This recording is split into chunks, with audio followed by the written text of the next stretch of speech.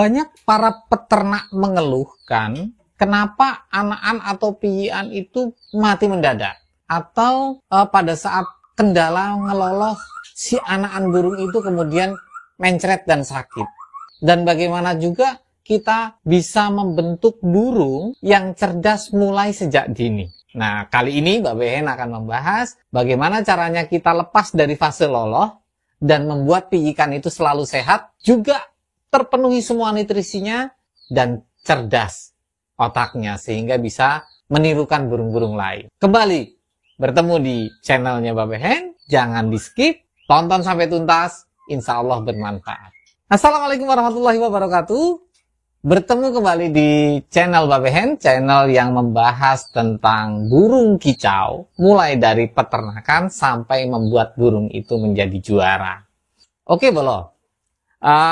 Menanggapi dari komen-komen dan pertanyaan-pertanyaan dari para bolo-bolo kicau mania, bagaimana sih kita cara merawat satu piyikan itu supaya lolos seleksi menjadi piyik yang sehat sampai dewasa dan mempunyai satu karakter atau kecerdasan yang bagus, kecerdasan yang baik. Mbak Behen akan membahas ini terutama dari sisi pakannya, Bolo. Kita bahas satu persatu. Kita bahas secara detail. Piyikan itu memang satu fase yang rawan. Apalagi piyikan itu kita loloh dari mulai 0 hari atau dari umur 7 hari pada saat kita habis panen. Nah, itu memang fase-fase yang rawan ketika kita lolos sendiri. Nah, bagaimana caranya supaya fase itu tidak menjadi rawan, burung itu tidak hanya sehat, tetapi juga piyikan kita bisa menjadi burung yang cerdas, mempunyai satu memori yang mudah untuk menyerap, sehingga dimasterin itu lebih mudah. Yang pertama, piyikan adalah fase di mana anak itu atau burung itu butuh nutrisi yang sangat-sangat bagus. Seperti halnya bayi.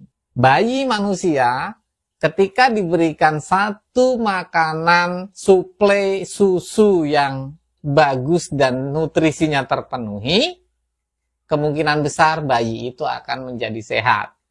Dan juga otaknya akan menjadi pintar, akhirnya menjadi anak yang pintar. Begitu juga burung. Nah, ini analoginya. Kita main logika dulu, Bolo. Artinya burung pun juga sebetulnya tidak jauh dari itu.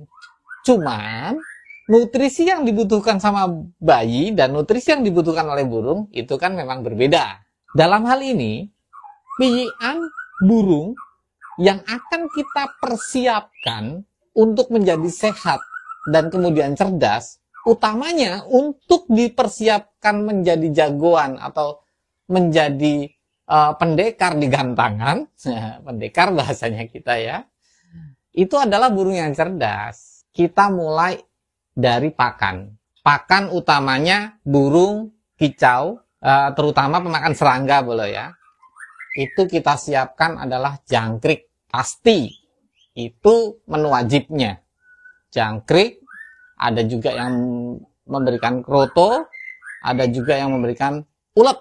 Tapi pada saat piyik, hampir semua peternak, hampir semua peternak itu selalu menggunakan fur atau pakan pelet yang dilolohkan. Dengan harapan pelet itu memang mempunyai satu nutrisi yang komplit. Nah, sekarang nutrisi yang dibutuhkan dari burung kita itu apa ya? Kalau hanya untuk sekedar sehat, mungkin pur sama jangkrik selesai. Kalau hanya untuk menjadi besar, mungkin hanya pur saja pun juga bisa. Nah, cuman kan sekarang apalagi posisi, kita tidak tahu posisi cuaca itu di masing-masing kota, pada masing-masing peternak, suhu dan tingkat kelembapan di wilayah masing-masing itu berbeda. Sehingga kita juga butuh perlakuan yang berbeda untuk anakan atau piyikan kita. Dan Mbak Behen yakin dari beberapa peternak-peternak yang Mbak Behen datangin, yang Mbak Behen mintain pengalamannya dan mintain ilmunya, itu mempunyai satu metode yang berbeda, Bolo. Antara satu peternak dengan peternak yang lain. Tidak ada yang sama, hampir dari beberapa peternak yang Mbak Behen datangin, itu tidak ada yang sama. Dengan cara mengelolosnya, perlakuannya terhadap si piyik itu, kemudian durasi atau waktu lolohnya, itu juga banyak yang berbeda.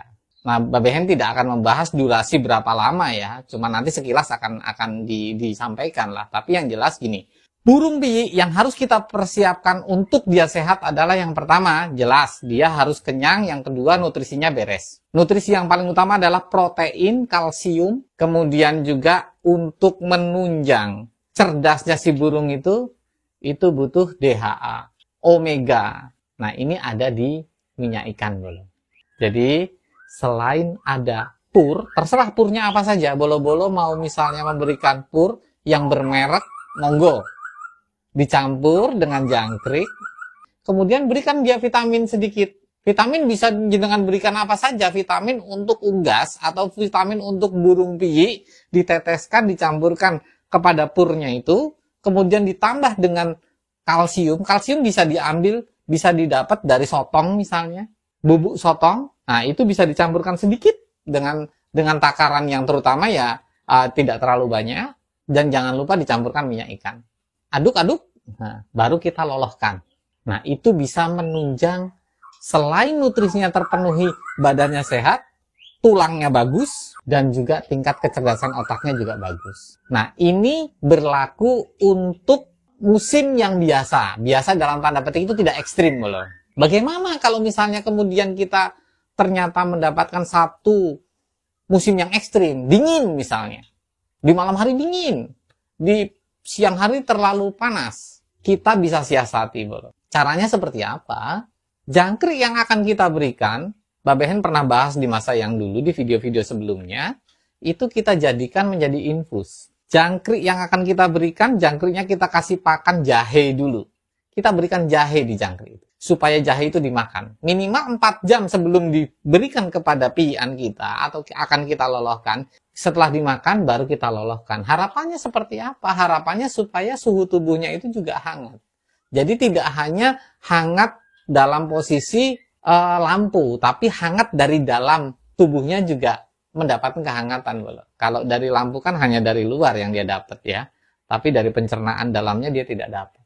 Dan jangan lupa untuk menaikkan staminanya. Jadi stamina si piyi burung ini juga harus sehat. Pada saat si burung itu mau diloloh, boleh saja kita tambahkan madu bolo. Ini yang alami-alami saja. Kalau Babehen mungkin kalau di pakan pabrikan sudah banyak ya bolo, pakan racian untuk meloloh piyi, pakan racian untuk meloloh burung anakan. Itu boleh menggunakan, itu sangat boleh sekali dan sudah banyak racikan-racikan seperti itu. Tapi Babehen lebih suka yang alami karena Babehen biasanya meracik sendiri. Selain kita kasih vitamin, vitaminnya bisa vitamin unggas, bisa vitamin yang apa namanya?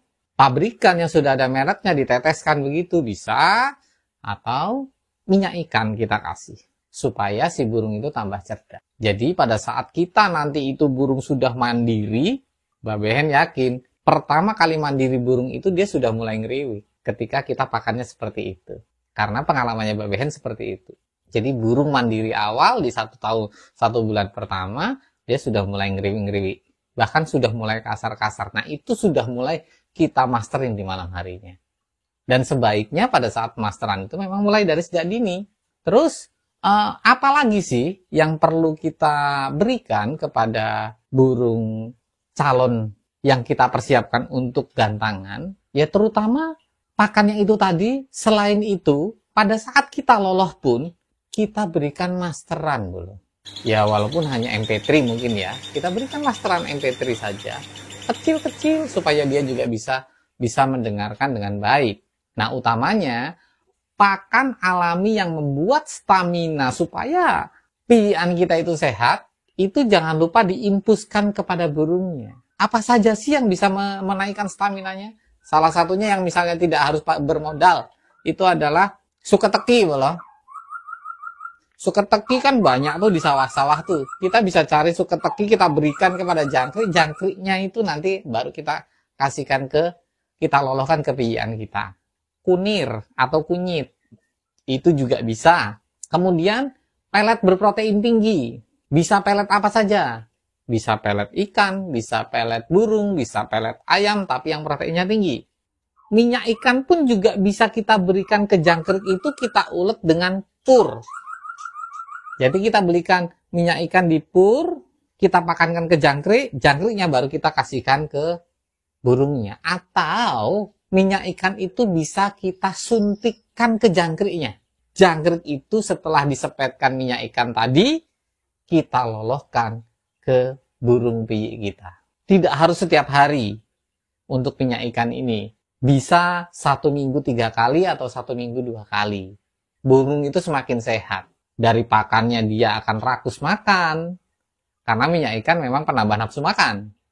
Untuk DHA dan omeganya, untuk nutrisi otaknya, sehingga burung itu cerdas. Dengan harapan, pada saat burung itu sudah cerdas, ketika kita masterin, maka burung piyik kita yang tadinya kita siapkan untuk menjadi jagoan di gantangan, bisa lebih mudah menyerap master yang kita harapkan. Bisa cililin, master banyak. Bisa cililin, bisa ciblek, dan sebagainya. Di video selanjutnya, Mbak Behen akan membahas bagaimana cara memasterin burung. Waktu yang seperti apa atau waktunya kapan. Kemudian metode pemasterannya itu seperti apa. Dan kemudian saat kapan sih kita harus memasterin burung? Burung yang seperti apa yang layak kita masterin?